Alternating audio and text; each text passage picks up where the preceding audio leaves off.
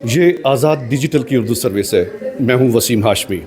ناظرین اکرام، پاکستان کی پہلی 3 اسٹار لیفٹیننٹ جنرل ریٹائرڈ محترمہ نگار جوہر خان صاحب میرے ساتھ موجود ہیں.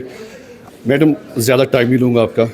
خواتین کی بہبود کے لیے آج کا یہ سیمینار منعقد کیا جا رہا ہے، اس پہ آپ کیا کہیں گی؟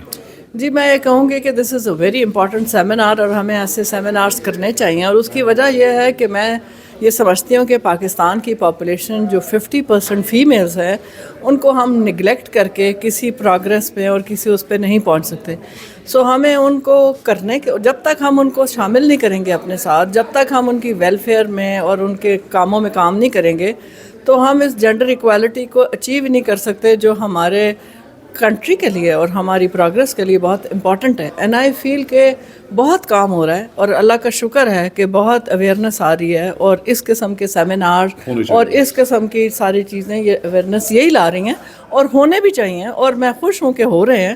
سو آئی فیل کہ اس اویئرنیس اور ان ساری چیزوں کے ساتھ آئی فیل ان فیوچر ہم جو ہے نا فیمیلز کو انکلکیٹ یا انڈکٹ کر سکتے ہیں into the progress of the country. Ma'am, Hilal Imtiaz military, تمغہ امتیاز ملٹری، اس کے پیچھے بہت لمبی داستان ہوتی ہے. اگر میں مختصر بیان یہ کروں کہ آپ ایک صنف نازک ہونے پر افواج پاکستان میں سروائیو کرنا خاتون کے لیے کتنا مشکل ہوتا ہے، تو آپ کا کیا جواب ہوگا؟ جی، میں کہتی ہوں کہ yes, the army life is tough, but then we are tougher. I feel کہ فیمیلس تو بہت ٹف ہوتی ہیں، تو اگر ایک میل اس لائف میں گزر سکتا ہے تو ایک فیمیل کیوں نہیں گزر سکتی؟ یعنی فوج میں بھی آپ کی حکومت، گھر میں بھی آپ کی حکومت؟ جی ایبسلیوٹلی، ہم ہر جگہ حکومت کریں گے، لیکن آپ ہمیں اجازت تو دیں. آپ ہمیں آخری سوال پوچھوں گا. آپ کی بایوگرافی پہ ایک فلم بنی، ایک ہے نگار، مائرہ خان نے پرفارم کیا. آپ سمجھتے ہیں کہ اس میں آپ کو اپنی جھلک نظر آئی؟